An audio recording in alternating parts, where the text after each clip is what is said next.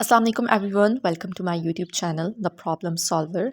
Class 9 maths का model paper for federal board 2025 हम solve कर रहे थे, जिसमें section A MCQ, section B short question के 6 पार्ट हम पहले 2 वीडियोस में सॉल्व कर चुके हैं। आज सेक्शन बी हम कंप्लीट करेंगे और सेक्शन सी नेक्स्ट वीडियो में सॉल्व करेंगे। So make sure to subscribe this channel to stay updated and if you will have any queries you can ask me in the comment section.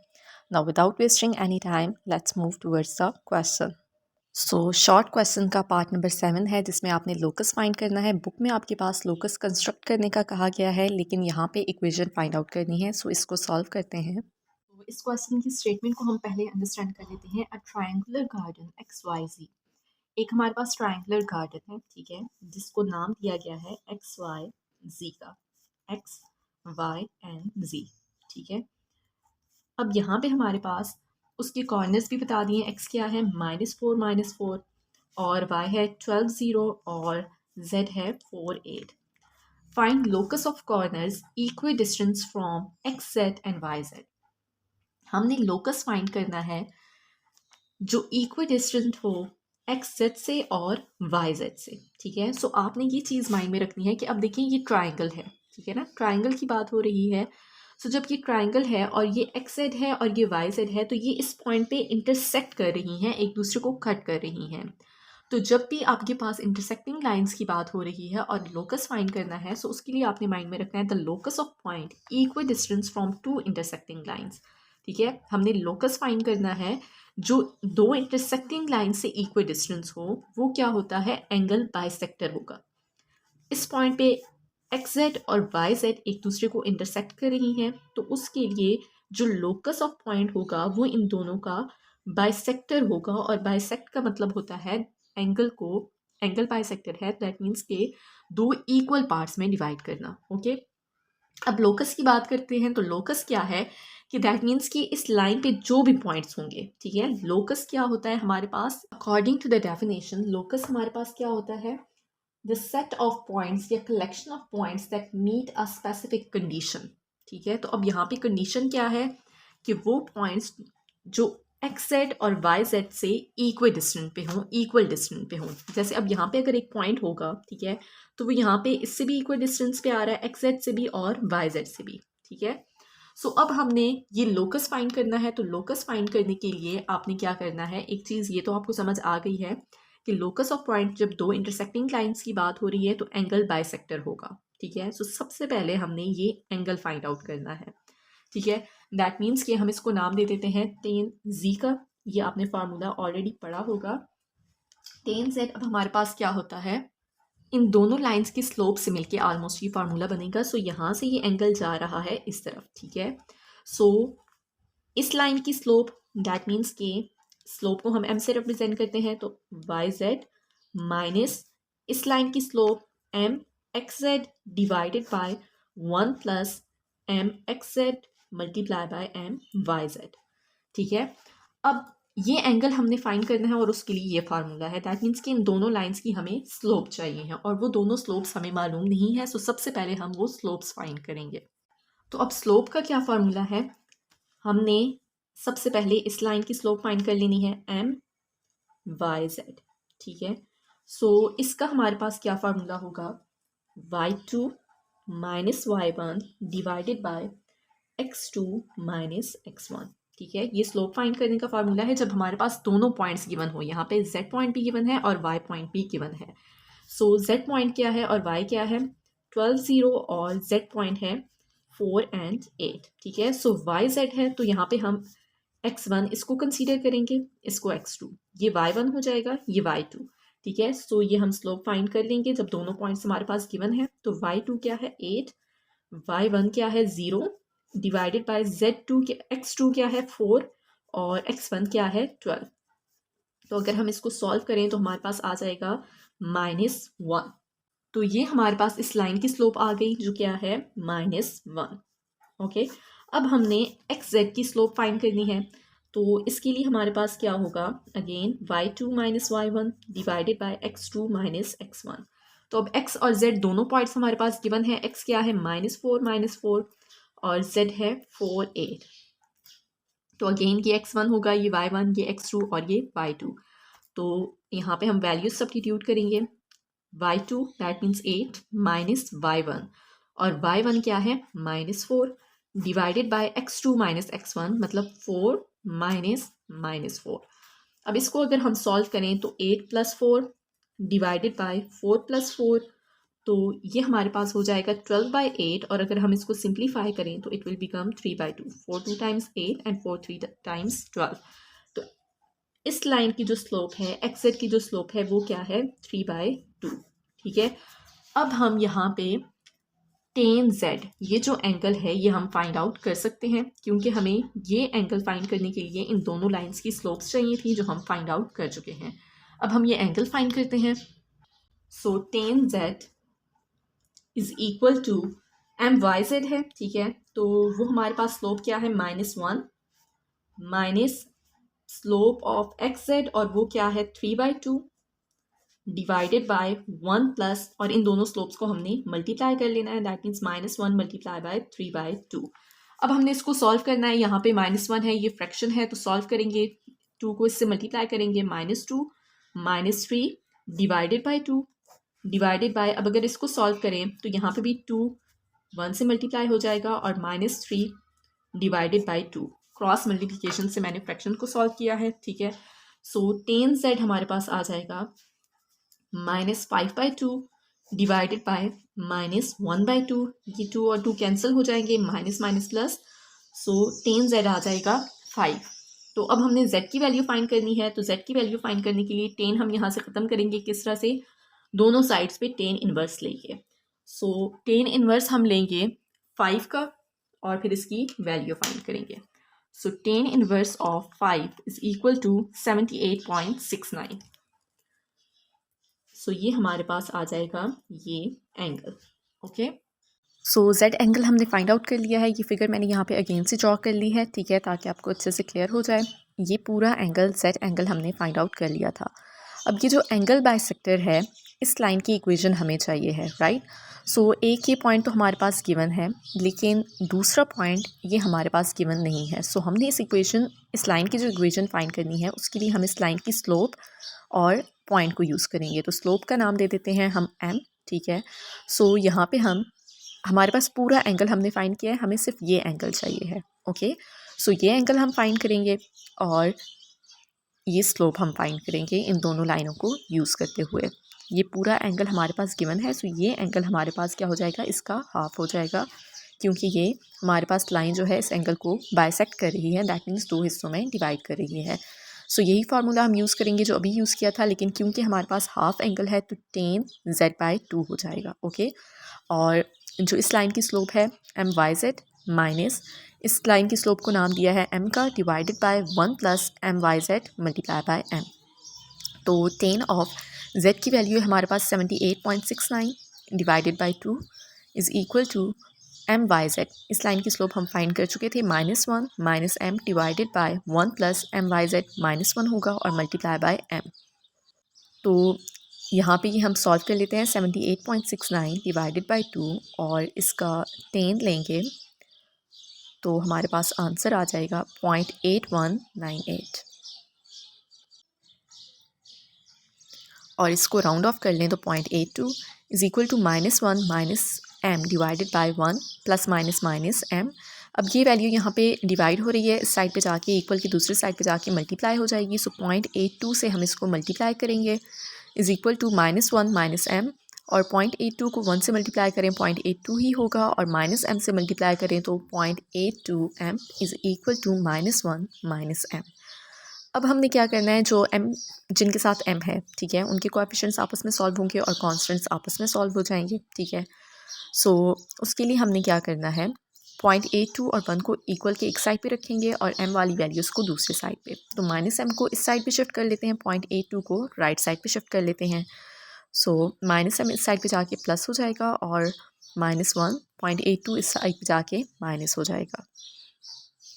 अब अगर इसको solve करें तो यहाँ पे m के साथ 1 है। ठीक है, तो 1 minus 0.82 will be equal to 0.18, so 0.18 m is equal to, इसको सॉल्व करें तो -1.82 हो जाएगा, अब m की वैल्यू फाइंड करनी है, 0.18 इस साइड पे मल्टीप्लाई हो रहा है, दूसरे साइड पे जाके डिवाइड हो जाएगा।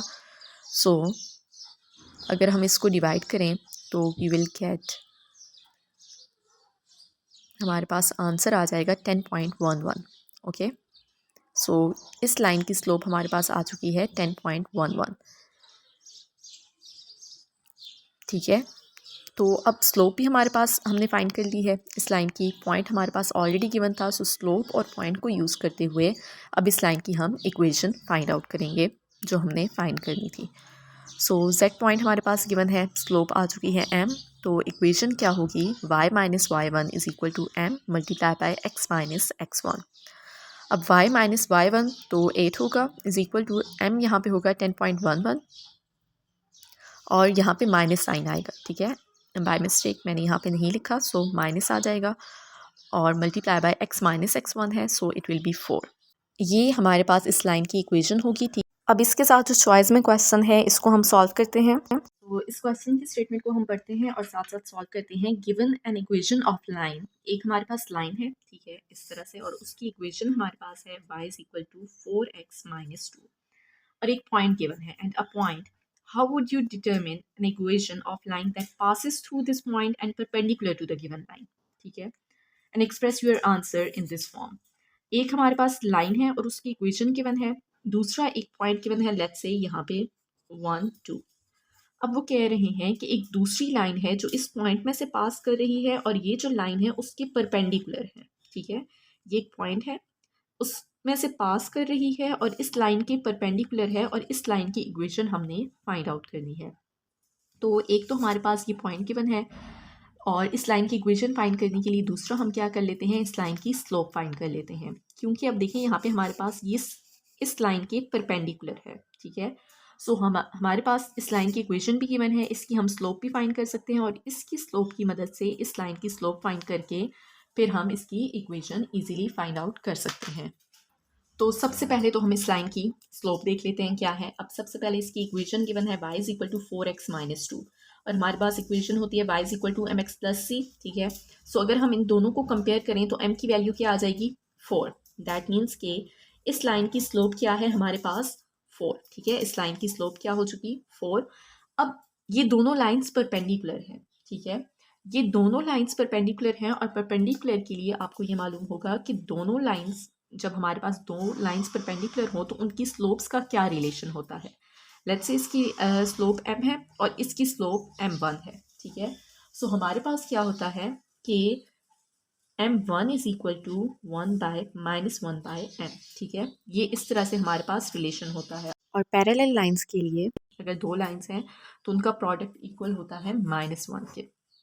तो अब यहाँ पे हमारे पास इस लाइन की स्लोप हमने फाइंड करनी है and this is equal to -1 by this slope of this line जिसके ये परपेंडिकुलर है। So m1 is equal to -1 by 4। इस लाइन की स्लोप क्या हो जाएगी, -1 बाय 4।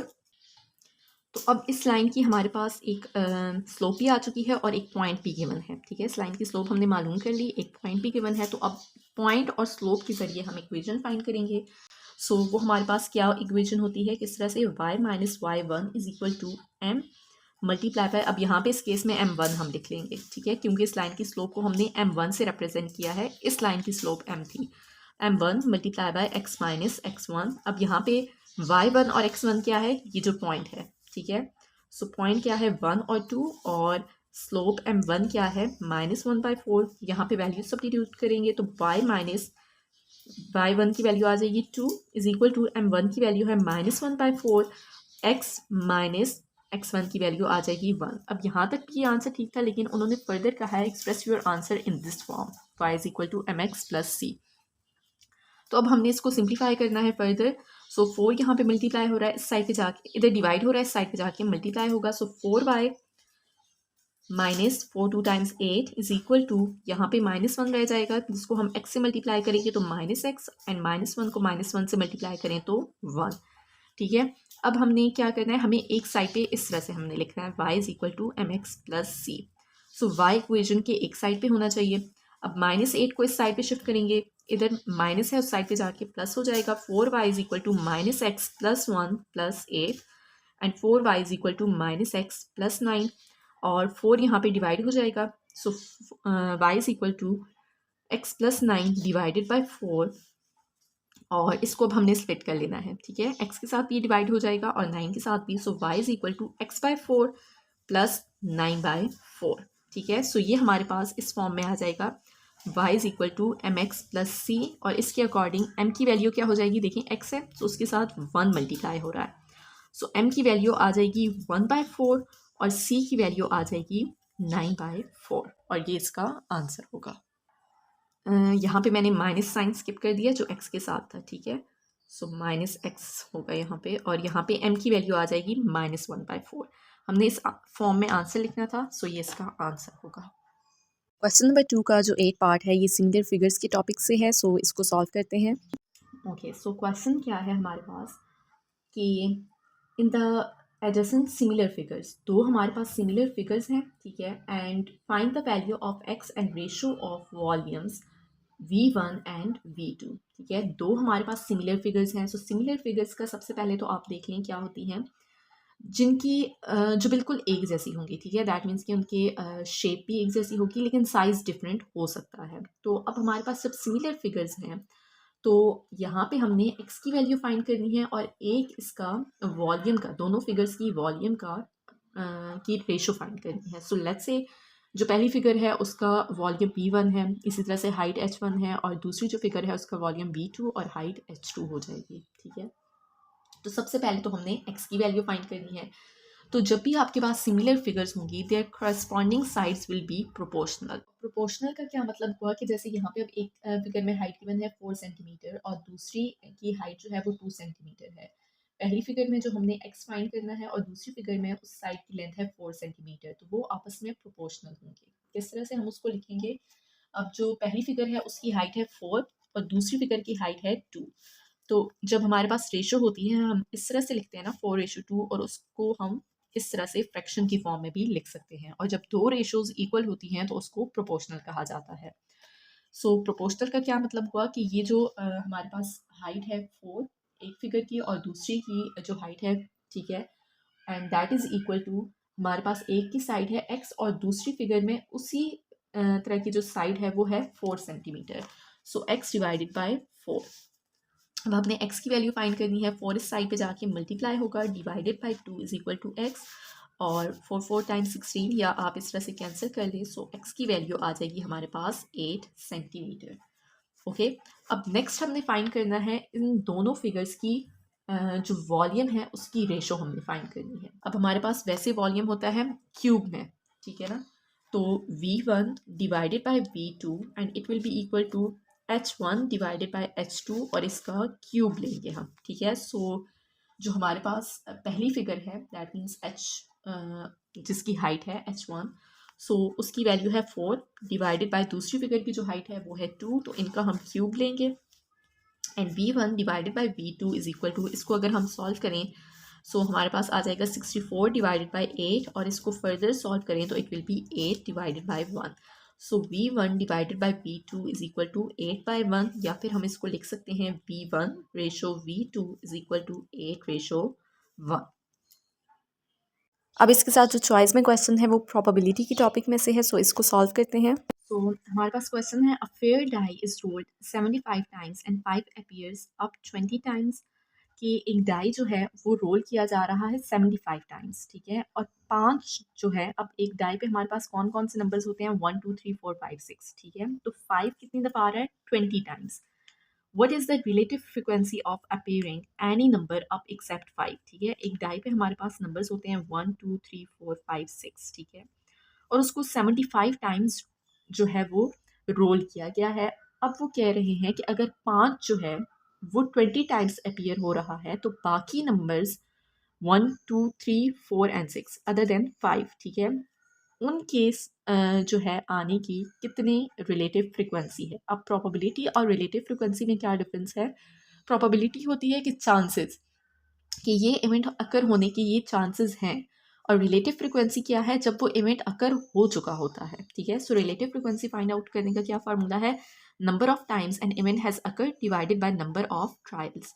अब इसके दो मेथड हैं, इस क्वेश्चन को सॉल्व हम कर सकते हैं। एक तो ये होगा कि हम पहले 5 की फ्रिक्वेंसी फाइंड करें, ठीक है, और उसके बाद हम बाकी नंबर्स के आने की रिलेटिव फ्रिक्वेंसी फाइंड करें। दूसरा मेथड क्या है कि अब हम डायरेक्टली, हमें ये पता है कि 5 20 टाइम्स अपीयर हो रहा है, ठीक है। टोटल हमारे पास जो ट्रायल्स है वो क्या है 75, और नंबर ऑफ टाइम्स 5 अपीयर्ड वो हमारे पास क्या है 20 टाइम्स, ठीक है। तो अगर ये 20 टाइम्स अपीयर हो रहा है तो बाकी numbers other than 5, number of times number other than 5 या नंबर एक्सेप्ट 5 appears, अब वो हमारे पास क्या होगा, अगर 5 20 टाइम्स है तो बाकी टोटल 75 है, तो बाकी नंबर्स कितनी दफ़ा हमारे पास अपीयर हो रहे हैं, 75 माइनस 20 करेंगे तो हमारे पास आ जाएगा 55, ठीक है। दैट मीन्स कि बाकी नंबर्स अपीयर होने की जो चांसेस हैं वो क्या है हमारे पास, कितनी दफ़ा वो आ रहे हैं 55 टाइम्स, ठीक है। टोटल ट्रायल्स 75 हैं, जिसमें से 20 दफ़ा तो 5 है और बाकी नंबर्स 55 दफ़ा, ठीक है। तो अब हमने फ्रिक्वेंसी फाइंड करनी है, रिलेटिव फ्रिक्वेंसी अब क्या होगी हमारे पास कि कितनी दफ़ा ये इवेंट अकर हो रहा है 55 टाइम्स, ठीक है, other than 5 divided by total trials क्या है हमारे पास 75, और इसको अगर हम सॉल्व करें तो हमारे पास आंसर आ जाएगा 11 डिवाइडेड बाय 15। क्वेश्चन नंबर 2 का 9th पार्ट है find the HCF of polynomials. दो हमारे पास पॉलिनोमियल है और इनका हमने HCF फाइंड करना है। HCF फाइंड करने के लिए या तो फैक्टराइजेशन मेथड होता है या डिवीजन मेथड। सो जब इजीली हम इक्वेशन को फैक्टराइज कर सकते हैं तो फैक्टराइजेशन मेथड यूज़ कर लिया जाता है। यहाँ पे अब हम यूज़ करेंगे डिवीजन मेथड, ठीक है। सो डिवीजन मेथड के लिए आप इसको भी डिवाइडेंड के तौर पे यूज़ कर सकते हैं, इसको भी, like it's up to you, answer दोनों से सेम आएगा। सो इसको हम अब सॉल्व करते हैं, x cube plus 2x² minus 4x minus 8, और इससे हम इसको डिवाइड कर लेंगे। सो 2x cube plus 7x² plus 4x minus 4, ठीक है। तो एक चीज़ जो आपने माइंड में रखनी है कि अब यहाँ पे जो हाईएस्ट पावर है वो 3 है, यहाँ पे भी हाईएस्ट पावर 3 है। सो यहाँ पे आपकी मर्ज़ी है, आप इसको डिवाइडेंड के तौर पे यूज़ करें या फिर इसको, लेकिन अगर पावर सेम ना हो, लाइक हाईएस्ट पावर इसमें अगर 4 होती तो फिर हमने इसको ही डिवाइडेंड के तौर पे यूज़ करना था, ठीक है। सो अब यहाँ पे आप देख सकते हैं एक्स क्यूब दोनों में पावर तो सेम है, लेकिन यहाँ पे अब 2 है और यहाँ पे अगर हम इसको डिवाइड करें तो ये पहली टर्म हमने ख़त्म करनी है जो हाईएस्ट पावर है। सो अब यहाँ पे 2x क्यूब है, यहाँ पे सिर्फ x क्यूब है, तो हमें यहाँ पे 2x क्यूब चाहिए है ताकि इसको हम कैंसिल कर सकें। तो इस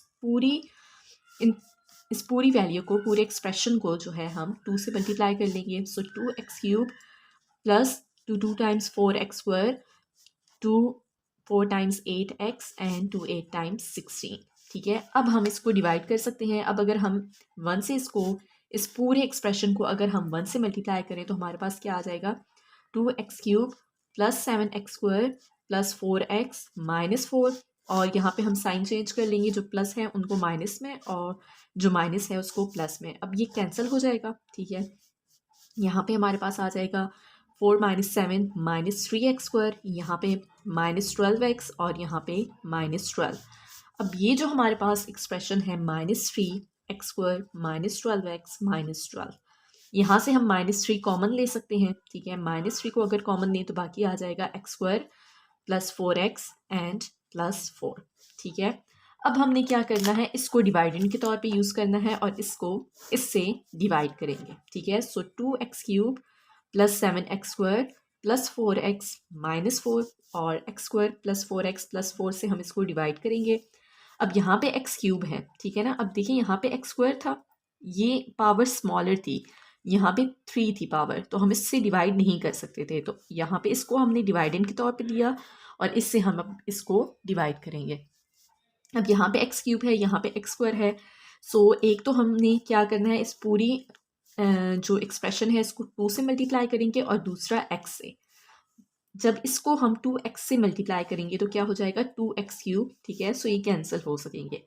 इसी तरह से 2 4 टाइम्स 8 और x² हो जाएगा, एंड इसी तरह से 2 4 टाइम्स 8x।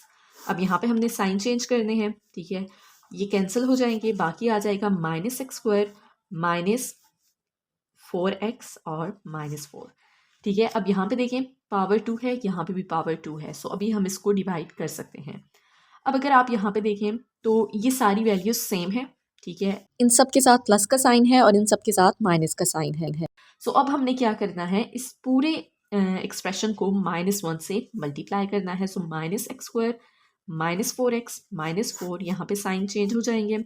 सो ये सारी एक्सप्रेशन कैंसिल, सारी टर्म्स कैंसिल होके हमारे पास रिमाइंडर आ जाएगा 0। तो जैसे ही रिमाइंडर 0 आएगा, ये जो लास्ट डिवाइजर था ये हमारे पास आंसर होगा। दैट मीन्स कि ये HCF होगा, ठीक है, x² + 4x + 4, ये इसका आंसर होगा।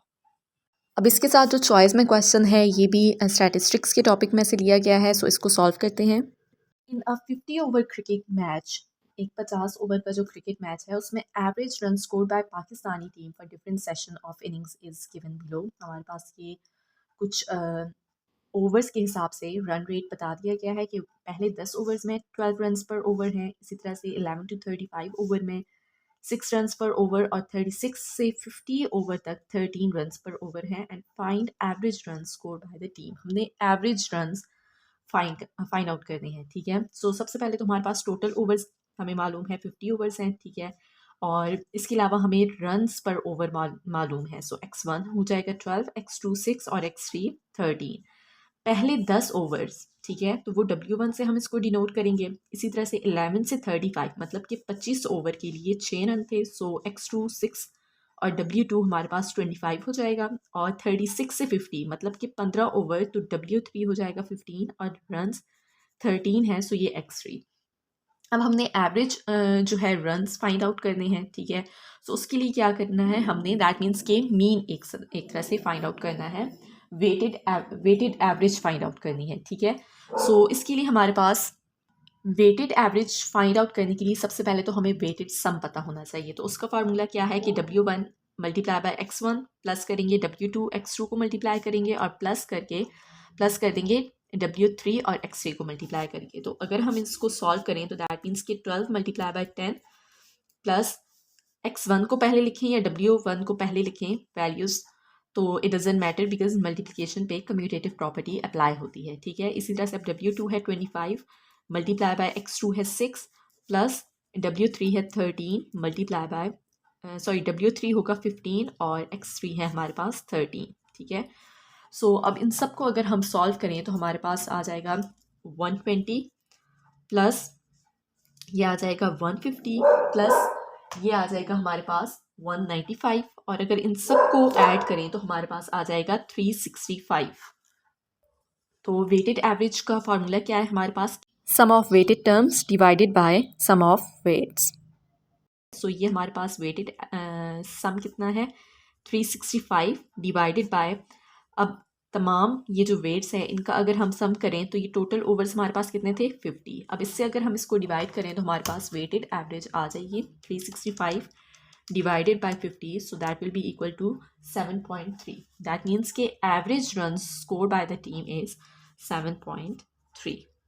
आई होप कि सारे क्वेश्चंस आपको क्लियर हो चुके होंगे। सेक्शन C हम नेक्स्ट वीडियो में सॉल्व करेंगे। So don't forget to like, share and subscribe this channel.